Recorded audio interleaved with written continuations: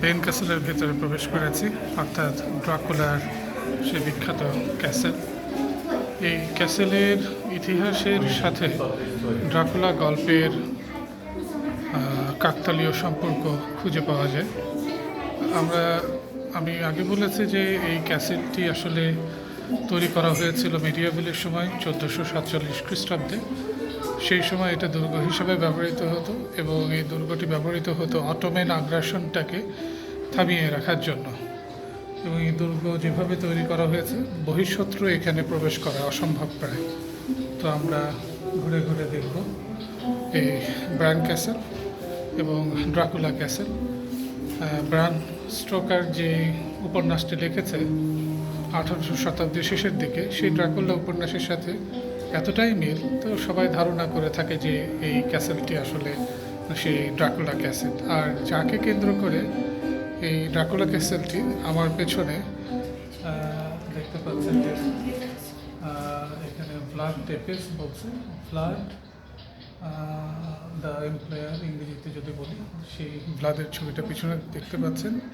এই শাসককে কেন্দ্র করে তার বিভিন্ন ধরনের যে অত্যাচার কিংবা ফ্যাসিস্ট আচরণ, এবং এটা বলা যায় যে ফ্যাসিজমের একটি ধারণা এই ভ্লাদের তখন শাসনকাল থেকে কিন্তু শুরু হয়েছে। এবং ভ্লাদ এমনভাবে অত্যাচার করত কাউকে, যে তার প্রথমে হলো যে তার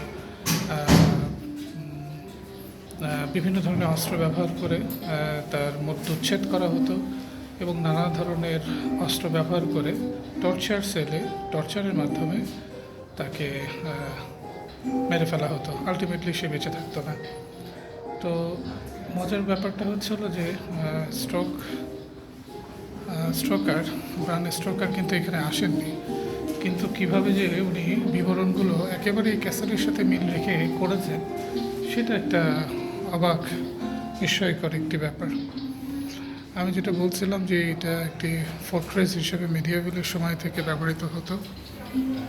আমার পেছনে এইখানে যে শাসক যারা এখানে শাসন করেছেন তাদের ছবিগুলো এখানে দেওয়া আছে, বা এই ক্যাসেলের সাথে যাদের ঐতিহাসিক সম্পর্ক আছে তাদের ছবি এখানে দেওয়া আছে। যেটা বলছেন ব্রান ক্যাসেল, এটা 1377 থেকে 1382 খ্রিস্টাব্দে এটা তৈরি করা হয়।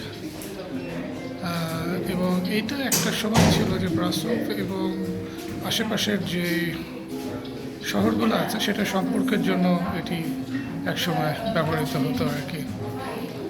1897 সালে যে আইরিশ রাইটার ব্রাম স্টোকারের কথা বললাম, সে এমনভাবে চিত্রায়িত করেছে যে ড্রাকুলাকে, আসলে সে ড্রাকুলাই কিন্তু আমার পেছনে যে ছবি দেখতে পাচ্ছেন ব্লাড যে শাসক,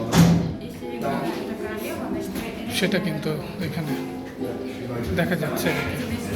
তো আমরা ভেতরে প্রবেশ করব, আমরা ধীরে ধীরে দেখি পুরো ক্যাসেলটি, হয়তো বা আপনাদের সবার ভালো লাগবে।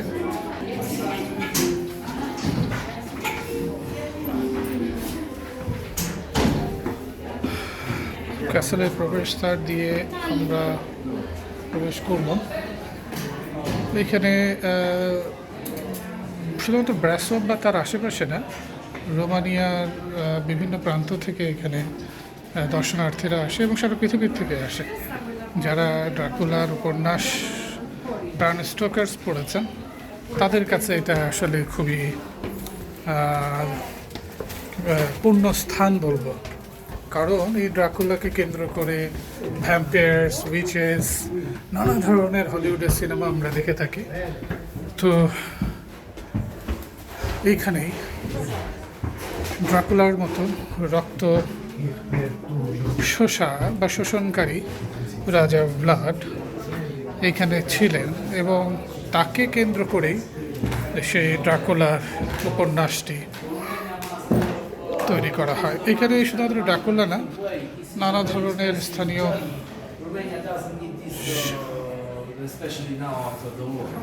সেই সময়কার রাজারা যারা ছিলেন তাদের ব্যবহার্য জিনিসপত্র এখানে প্রদর্শিত হচ্ছে।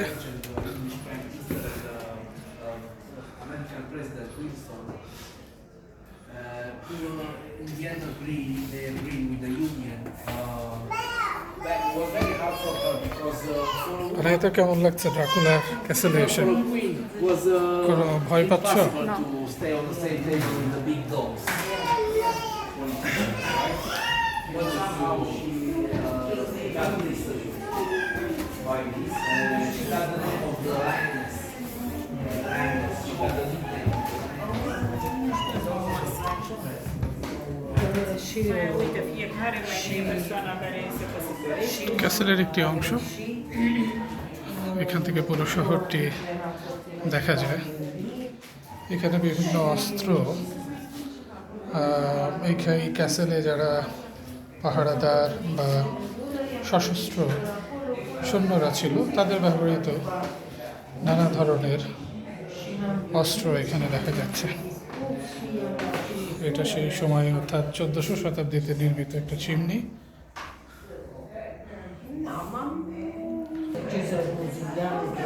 এবং এটা এই কমপ্লেক্সটা এমনভাবে তৈরি Stau așa și eu veneam cu amândoi casă. যে এক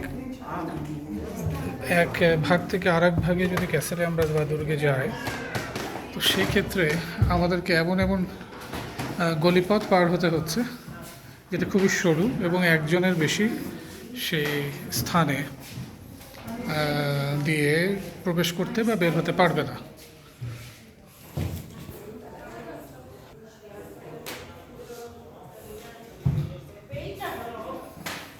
এখানে ইতিহাসগুলো দেওয়া আছে 1600 শতাব্দী থেকে 1800 শতাব্দীর ভেতরে এই ক্যাসেলকে ঘিরে কী ধরনের রাজনৈতিক বা সামাজিক বা ধর্মীয় প্রেক্ষাপটগুলো কিভাবে পরিচালিত হয়েছে।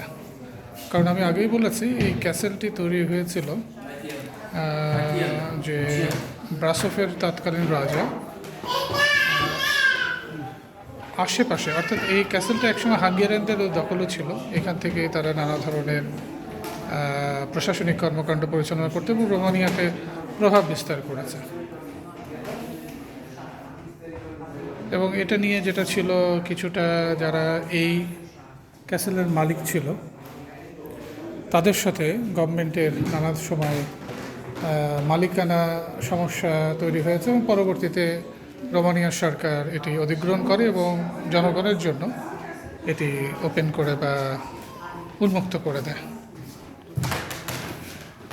এর উপরে একটা ওয়াচ টাওয়ারও আছে, যে এটা এখানে গথিক রুম, আমরা জানি গথিক আর্কিটেকচারাল যে প্যাটার্নটা রয়েছে। This is the Gothic room.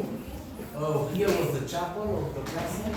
You see the vaulted ceiling. It's Gothic রুমগুলো সাধারণত আমরা বিভিন্ন গির্জা, ক্যাথেড্রাল কিংবা ইংলিশ যেগুলো আমরা বলে থাকি ধর্মীয়, সেই ধরনের রুমকে কেন্দ্র করে আসলে হয়েছে। how it's built. একটা সময় এটা একজন শাসকের রিডিং রুম বা এটা লেখালেখি রুম হিসেবেও এটা ব্যবহৃত হতো বলে সেখানে লেখা আছে।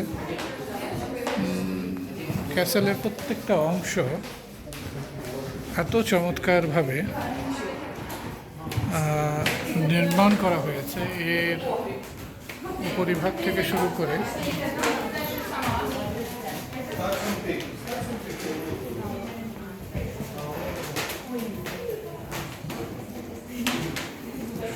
সম্পূর্ণ জায়গা জুড়ে এই গথিক রুমটা কিছুটা অন্যান্য রুম থেকে বড়।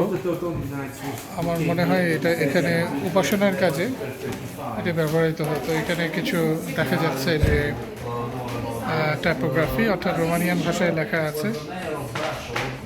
এটা বর্ন ক্যাসেল বার্থ ডকুমেন্ট, অর্থাৎ দ্য হাঙ্গেরিয়ান কিং লুদোভিক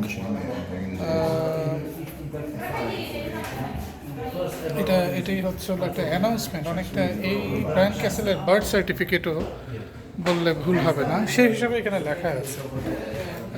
দেয়ালটা রিনোভেট করা হয়েছে, কিন্তু পুরনো দেয়ালের কিছু অংশ এইভাবে রাখা আছে যাতে করে দেখলে বোঝা যায় যে পুরনো সময় কী ধরনের স্টোন বা নির্মাণ উপকরণ ব্যবহার করে ক্যাসেলটি নির্মাণ করা হয়েছে। এটি আসলে একটি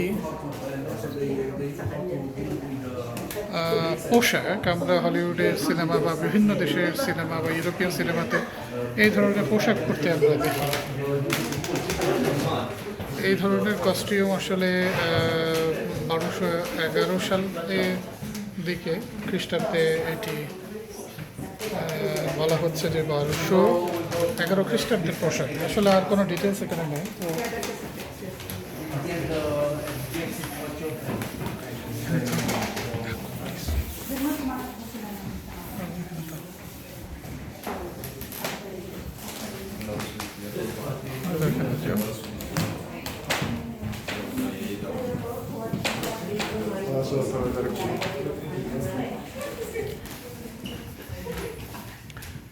আমি যেটা বলছিলাম যে গলিপথটা এতটাই সরু যে একজনের বেশি এই প্রবেশ পথ দিয়ে যাওয়া অসম্ভব। আমরাও চেষ্টা করব এই গলিপথ দিয়ে, অর্থাৎ এই অংশটুকু যদি বন্ধ করে ফেলা হয়। আসলে এই ক্যাসেলের কয়েকটি ধাপ আছে, কয়েকটি স্তর। আমরা নিচের ধাপটাতে বলতে পারি যে এটা অনেকটা বৈঠকখানা বা পাবলিক ফাংশন করার জন্য, আর উপরের দিকে হয়তো যারা শাসক ছিলেন বা সেই সময়কার ড্রাকুলা যেটা বলছি, এই পথ ধরেই সে উপরে যেত বা নিচে আসতো। এবং তার সিকিউরিটিটা কীরকম ছিল, এই সরু পথটা বন্ধ হলে পুরো ক্যাসেলই কিন্তু বন্ধ হয়ে যাবে, অর্থাৎ উপরে শত্রু কোনোভাবে প্রবেশ করতে পারবে না। একবার চিন্তা করে দেখুন যে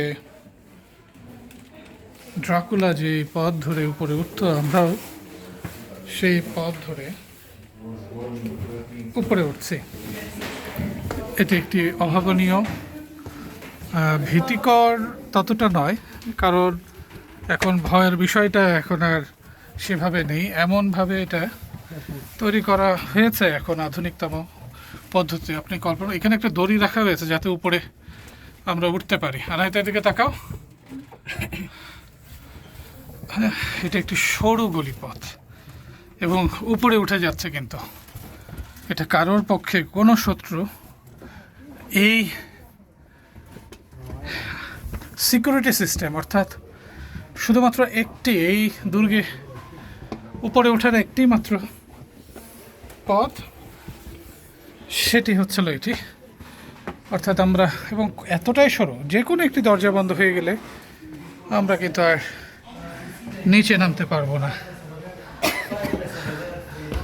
ঠিক গলিপথ দিয়ে উপরে আসার পরে আমরা দেখতে পাচ্ছি যে পুরনো একটি লাইব্রেরির মতো বই রাখা আছে থরে থরে এখানে, এবং একটি বিশাল বৈঠকখানার মতন একটি অংশ শুরু হয়ে গেছে তখনকার শাসকদের। অর্থাৎ আমি বলবো, যদি ভার্ড এখানে থাকতেন, তার রাজকাজ, শাসনের বিভিন্ন অংশটুকু এখান থেকে পরিচালিত হতো। সেই সময় 1400 শতকে এমন একটি নির্মাণ শৈলী সত্যি মুগ্ধ করে, একটি অসাধারণ একটি ব্যাপার।